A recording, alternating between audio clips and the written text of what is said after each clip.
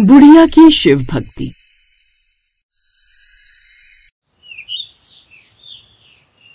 नूरपुर गांव में एक गरीब बुढ़िया लता रहती थी, जो कि शिव जी की बहुत बड़ी भक्त थी। उसके साथ उसका 7 साल का पोता मोनू और 10 साल की पोती अनु रहती थी। लता के बेटा बेटी की मौत कुछ साल पहले ही हो गई थी। तब से वही उनका पालन पोषण कर रही थी। एक दिन, उठाकर फेंक दो इसका सारा का सारा सामान। नहीं नहीं, ऐसा मजाक मत करो। मैं इस छोटी बच्ची को लेकर कहाँ जाऊंगी? जहाँ मर्जी जाकर मर बुढ़िया, मैं क्या करूँ? बूढ़ी काकी की आंखों से आंसू बहे चले जा रहे थे। ये देख गांव के लोग आपस में बातें बना रहे थे। तभी 10 साल की अनु काकी से बोलती है, दादी देखो ना, इन्होंने मेरी किताबें फाड़ दी, मेरे खिलौने तोड़ दिए, ये बहुत बुरे लोग हैं। रो मत मेरी बच्ची, इन्हें इसकी सजा जरूर मिलेगी। तभी वो लोग लता के घर से शिव जी की प्रतिमा भी उठाकर फेंकने लगते हैं। अरे नहीं नहीं, ये मेरे महादेव की मूर्ति मत फेंको, तुम लोगों को पाप लगेगा। लेकिन वो उसकी एक नहीं सुनते और उसे उठाकर फेंक देते हैं। सारा सामान तोड़ने के बाद जमींदार के आदमी लता के पास आकर कहते हैं, क्यों रे बुढ़िया, अब अच्छा लगा? तुझे कब से कह रहे थे कि घर खाली कर, इस जगह पर जमींदार साहब मंदिर बनाएंगे, पर तुझे तो बात समझ में ही नहीं आती है। मुझ गरीब को बेघर करके यहाँ मंदिर बनाकर जमींदार क्या कर लेगा? देख लेना, इस जमीन पर कभी मंदिर नहीं बनेगा। ए बुढ़िया, माना कि तू बड़ी शिव भक्त मानती है अपने आप को, लेकिन यह कलयुग है, यहाँ बद्दुआ नहीं लगती। इसके बाद वो सभी लोग वहाँ से चले जाते हैं। तभी वहाँ पर एक आदमी आता है। बम बम बोले, बम बम भोले। अरे यहाँ तो ऐसा लग रहा है जैसे कि अभी अभी तूफान आया हो। अरे काकी, इस टूटे फूटे सामान में क्या ढूंढ रही हो? कौन हो भैया? क्यों मजाक उड़ा रहे हो? दिख नहीं रहा जमींदार के आदमियों ने मेरा घर छीन लिया है, मुझे बेघर कर दिया है। अब इस सामान में से कुछ सामान तो ढूंढ लूं। क्या खिलाऊं मैं अपने पोता पोती को? सर पर से छत तो छिन ही गई है। ये क्या कम बड़ा तूफान है? बम बम भोले, बताओ मैं तुम्हारी क्या मदद करूं? तुम कहो तो मैं ये सारा सामान वापस घर में रख देता हूँ। तभी घर के बाहर खड़े गांव के कुछ लोग उस आदमी को देखकर हंसने लगते हैं। कौन है तू? लगता है इस गांव में नया नया है, हमारे जमींदार को नहीं जानता। ये बात तो सच है भैया कि हम तुम्हारे जमींदार को नहीं जानते, पर एक बात बताओ, तुम्हारे मालिक क्या मुझे जानते हैं? अपनी आवाज जरा नीचे रखो। इस गांव में किसी को भी मालिक के खिलाफ बोलने की इजाजत नहीं है। जो उनके खिलाफ बोलेगा उसकी जीभ काट ली जाएगी। अच्छा ऐसा है, तो फिर जाओ, जाकर अपने मालिक से कह दो कि काकी की मदद करने के लिए भोला आया है। और अब हटो यहाँ से, मुझे घर में सारा सामान लगाना है। बेचारे 2 बच्चे दोपहर में बाहर खड़े, शर्म नहीं आ रही तुम लोगों को? वो जमींदार के आदमी थे, इसलिए उस भोला को मारने लगते हैं। तभी भोला एक हाथ से दोनों को इतनी जोर का मारता है कि वो लुढ़कते हुए दूसरे घर के बाहर जाकर गिरते हैं। खबरदार, जो तुमने इधर की तरफ देखा भी, जाओ जाकर कह दो अपने मालिक से कि जो भी काकी को परेशान करेगा मैं उसका यही हाल करूंगा। फिर वो दोनों वहाँ से भागते हुए नजर आते हैं और उधर भोला बूढ़ी काकी और बच्चों को अंदर ले जाता है। दोनों बच्चे कहते हैं, क्या बात है, क्या जोर का थप्पड़ मारा, एक ही थप्पड़ में लुढ़क गए। चाचा, तुम हमें छोड़कर चले तो नहीं जाओगे ना? जमींदार के आदमियों को कोई कुछ कहता है तो फिर जमींदार उसको छोड़ता नहीं है। तुमने मुझे चाचा कहा है, अब तुम देखो मैं उस जमींदार को कैसे सबक सिखाता हूँ। अब तुम बिल्कुल चिंता मत करो, चलो हटो, मुझे घर को ठीक करने दो। अब वो सब मिलकर घर ठीक करने में लग जाते हैं। सबसे पहले लता काकी अपने मंदिर को लगाती है, लेकिन भोलेनाथ की प्रतिमा तो उन्होंने तोड़ दी थी, इसलिए मिट्टी से खुद ही उनकी प्रतिमा बनाती है।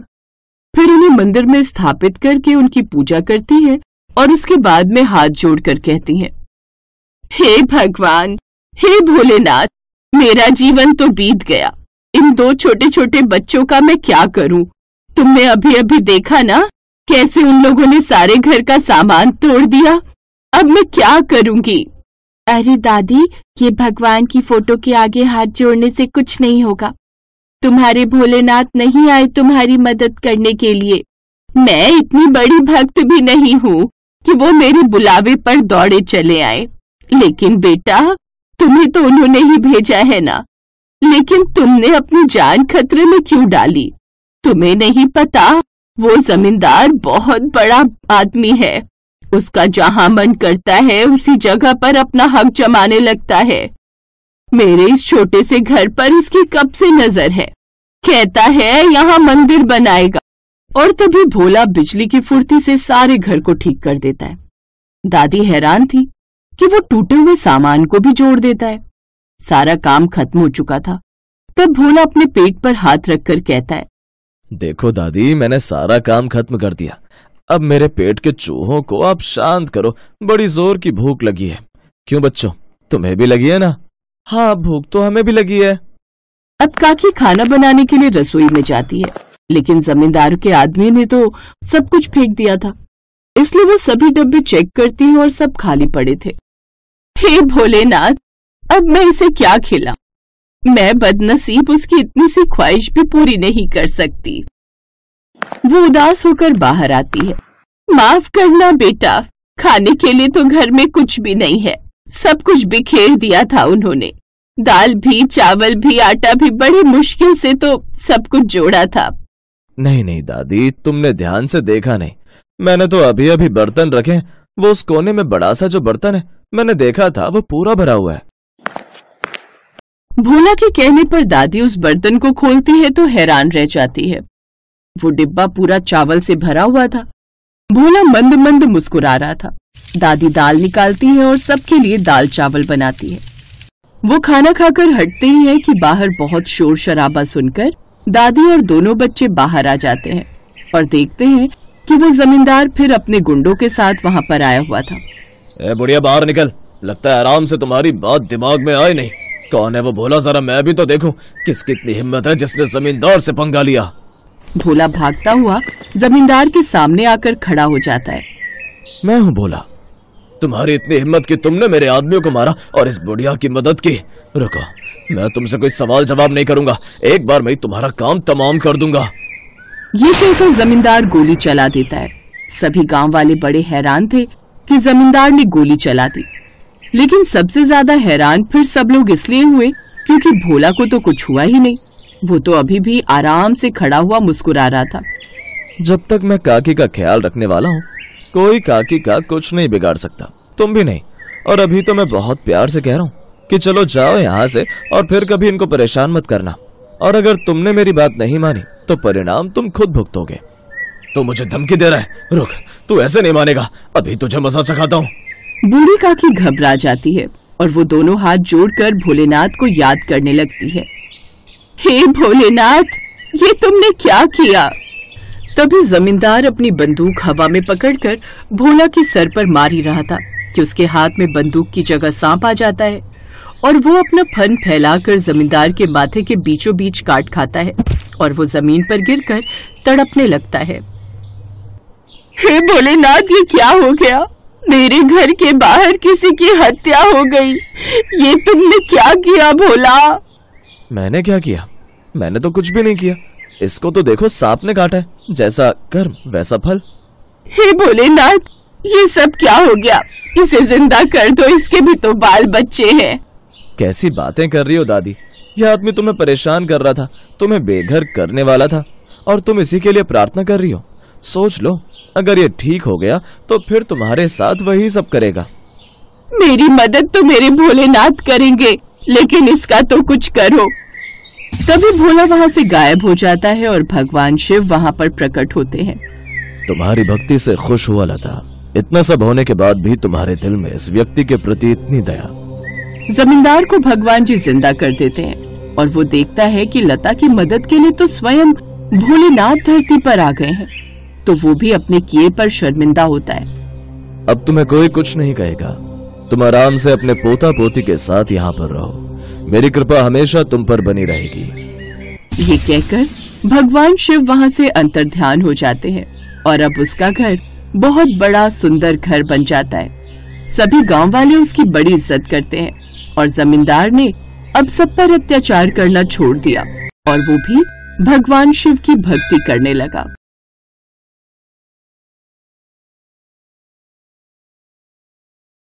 एक समय की बात है, श्रीपुर नाम के गांव में रामेश्वर नाम का एक ब्राह्मण अपनी माँ के साथ रहता था। वो दिन रात भगवान शिव की भक्ति किया करता था। शिव नाम का जाप सदैव उसके मुख पर रहता था। ओम नमः शिवाय, ओम नमः शिवाय, ओम नमः शिवाय। रामेश्वर बेटा, आज भी तूने मुझे नहीं उठाया, खुद ही उठकर घर के सारे काम कर लिए, खीर भी भोग लगा दी तूने तो। हाँ माँ, मैंने सोचा फटाफट से काम करके खीर बना लेता हूं। शिवजी भी खीर के इंतजार में बैठे होंगे।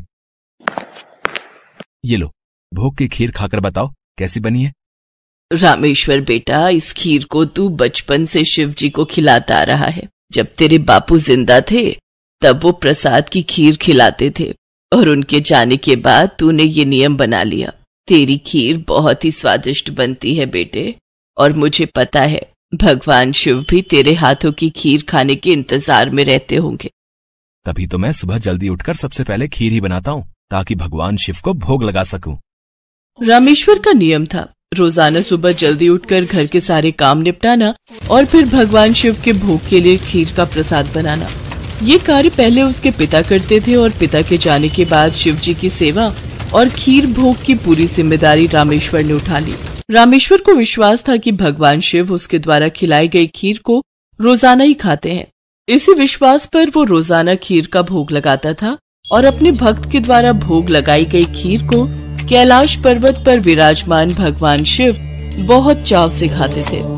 स्वामी, क्या बात है, आपको तो आनंद ही आनंद है। आपके भक्त आपको प्रेम से इतने स्वादिष्ट व्यंजन खिलाते हैं और आपका भक्त रामेश्वर तो नियम के अनुसार आपको खीर का भोग लगाता है। लाइए, थोड़ी सी खीर मुझे भी दे दीजिए। रामेश्वर के हाथों की खीर बहुत ही स्वादिष्ट होती है।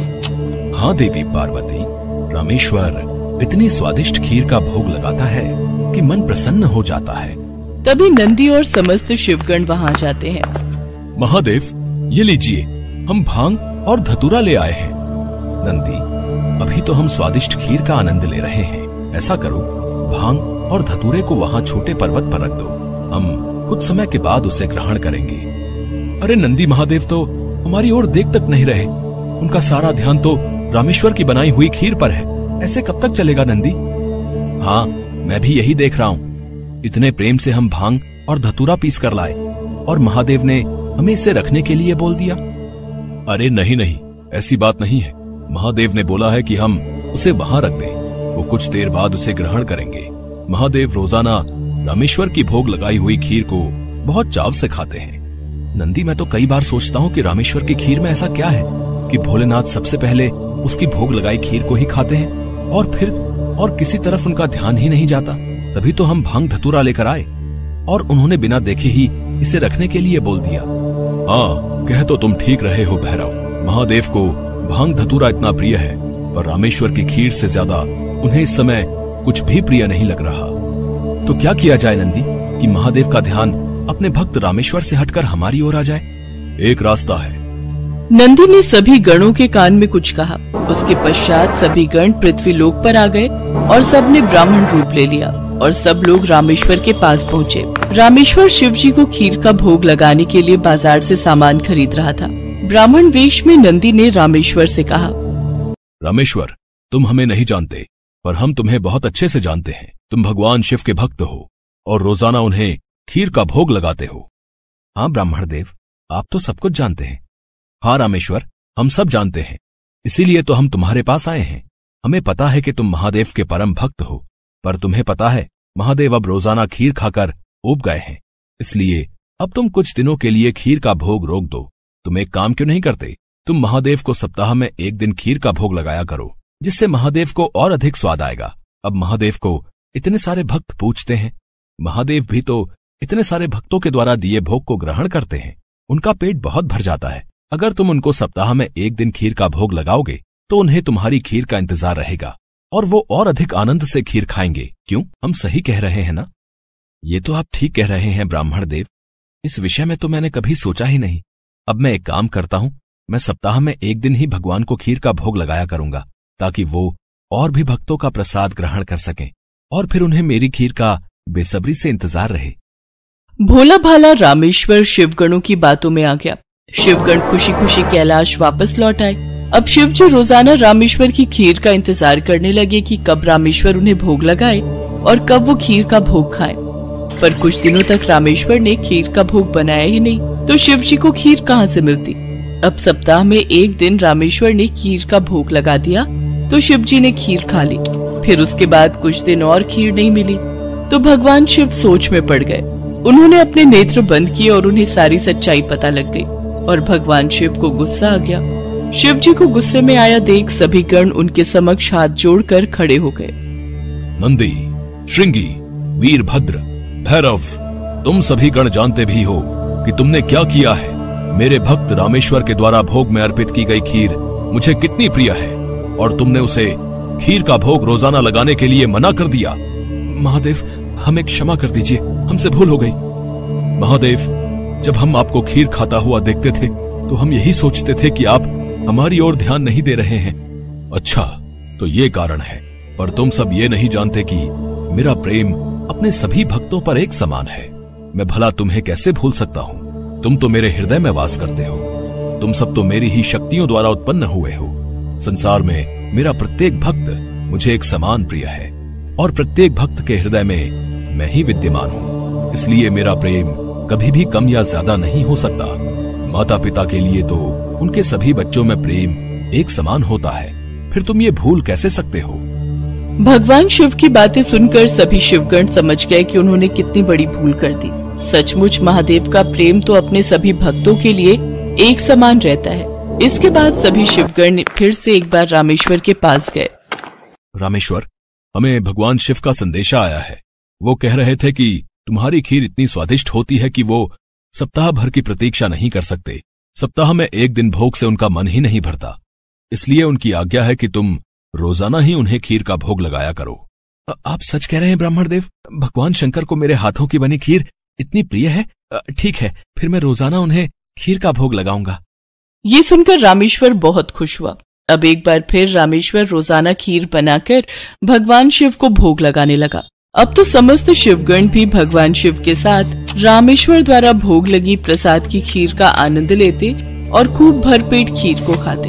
भगवान शिव और देवी पार्वती दोनों सभी गणों को इस प्रकार खीर खाता देख मंद मंद मुस्कुराने लगे। भगवान शिव ने अपने परम भक्त रामेश्वर को सभी सुख सुविधाओं से पूर्ण रखा। उसके जीवन में कभी भी कोई कठिनाई नहीं आई। रामेश्वर का विवाह एक बहुत ही सुशील कन्या के साथ हुआ। उसके घर में 2 बच्चों का जन्म हुआ। अपने परिवार के साथ संपूर्ण जीवन खुशी खुशी व्यतीत करके रामेश्वर अंत में मोक्ष को प्राप्त हुआ।